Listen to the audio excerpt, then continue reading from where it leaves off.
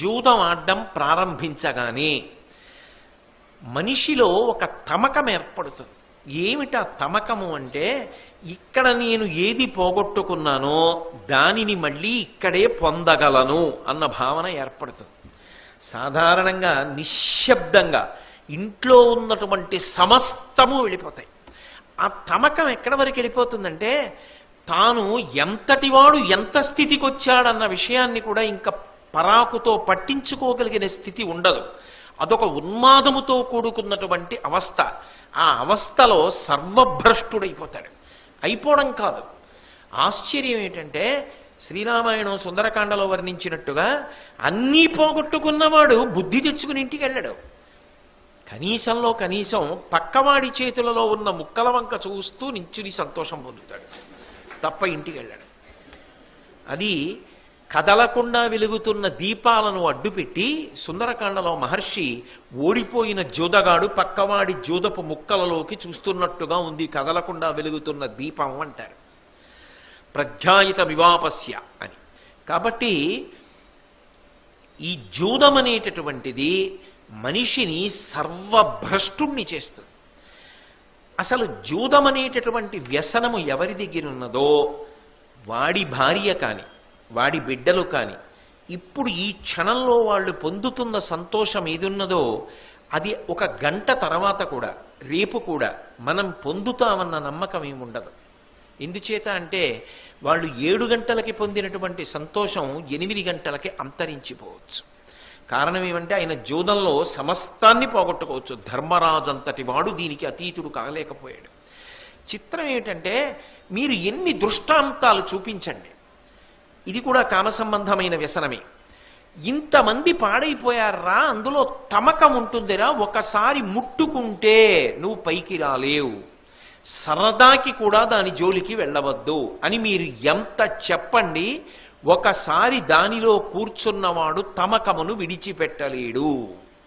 ఆశ్చర్యం ఏమిటో తెలుసా, ధ్యానం కోసం ఒక 10 నిమిషాలు కూర్చోండి అంటే 10 నిమిషాలు కూర్చోడానికి సహకరించినటువంటి శరీరం జూదం ఆడడానికి మాత్రం రాత్రింపగళ్ళు రోజులు సహకరిస్తుంది.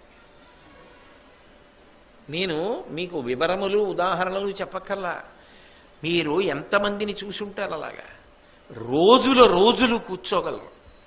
అటువంటి స్థితి నుంచి విడివడి ఎవరైనా మళ్ళీ బయటికి వస్తే అది కేవలము భగవదనుగ్రహంతో పొందిన పునర్జన్మ.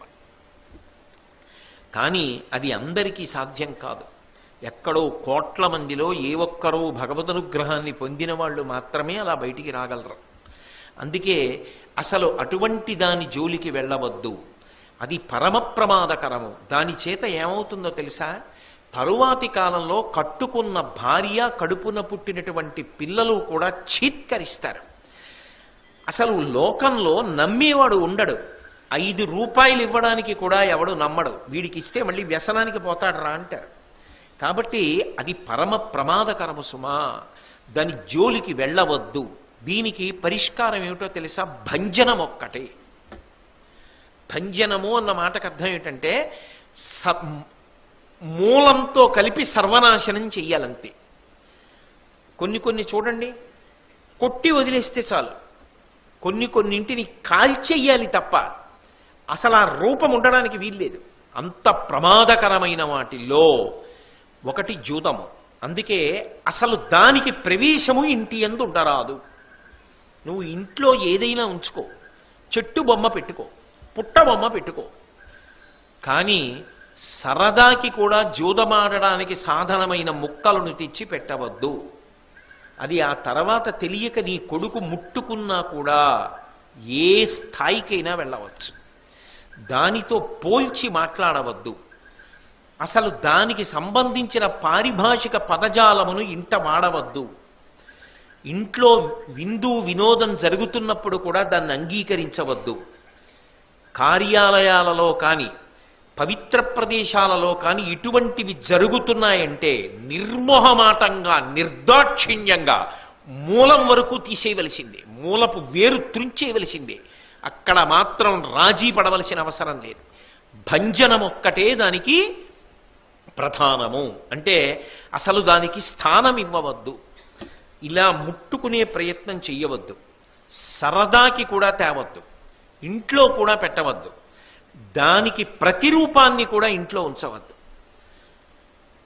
దానికి ఏవో కొన్ని పారిభాషిక పదాలు ఉంటాయి, అటువంటి పదము ఉచ్చరించడానికి యోగ్యమైన రూపాన్ని కూడా ఇంట్లో పెట్టవద్దు. నీ కొడుకు అడగచ్చు అదేమిటని, అది ఫలానా అంటే అది ఎక్కడుంటుంది, ఫలానా చోట ఉంటుంది, అది ఏమిటి అంటే ఇది అని దానికి సంబంధించి ఆటకి సంబంధించిన వివరం ఏదో చెప్పినా వాడికి అనురక్తి కలగవచ్చు.